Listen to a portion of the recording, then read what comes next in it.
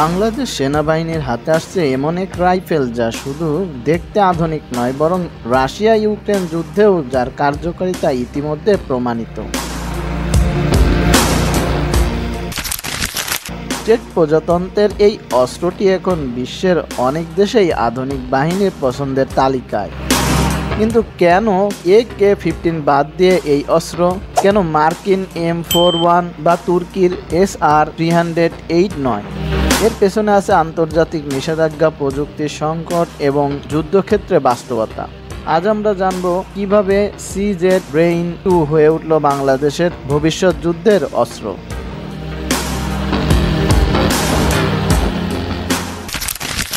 CZ Brain 2 হলো একেবারে আধুনিক প্রজন্মের অ্যাসল্ট রাইফেল।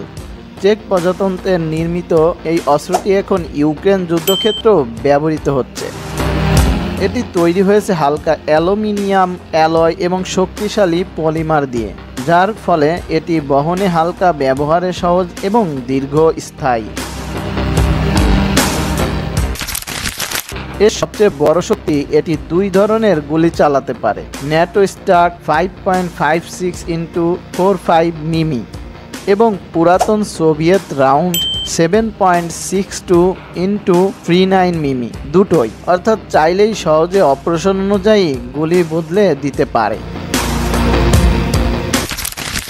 এছাড়াও নন রিসিপ্রোকেটিং চার্জিং হ্যান্ডেল, অর্থাৎ গুলি করার সময় হাত নড়ে না।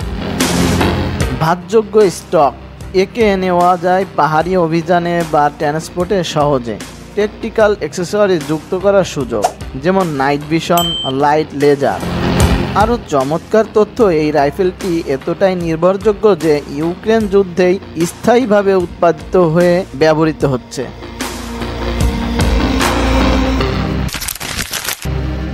বাস্তব যুদ্ধের উত্তাপে যার কার্যকারিতা প্রমাণিত, তাকে আর সন্দেহ করার কিছু থাকে না। 2017 সালে বাংলাদেশ সেনাবাহিনী মূলত AK-15 রাইফেলকে নির্বাচিত করেছিল, কিন্তু এরপরই বিশ্ব রাজনীতির নাটকীয় পরিবর্তন ঘটে। রাশিয়ার উপর কঠোর নিষেধাজ্ঞা আসায় প্রযুক্তি স্থানান্তর এবং অস্ত্র সরবরাহে দেখা দেয় জটিলতা, ফলে সেনাবাহিনী বাধ্য হয়ে বিকল্প খোঁজার। প্রথমে আমেরিকার M41, তুরস্কের RS-308 এবং দেশীয় টাইপ 56 এর উন্নত সংস্করণ পরীক্ষা করা হয়, কিন্তু CZ Brain 2 সবকিছুকে ছাড়িয়ে যায়। নির্ভুলতা, স্থায়িত্ব, গোলা ব্যবহারে সহজলভ্যতা এবং ন্যাটো স্ট্যান্ডার্ডের সাথে সামঞ্জস্যের জন্য। বর্তমানে বাংলাদেশ এই অস্ত্রকে সীমিত পরিসরে চালু করেছে।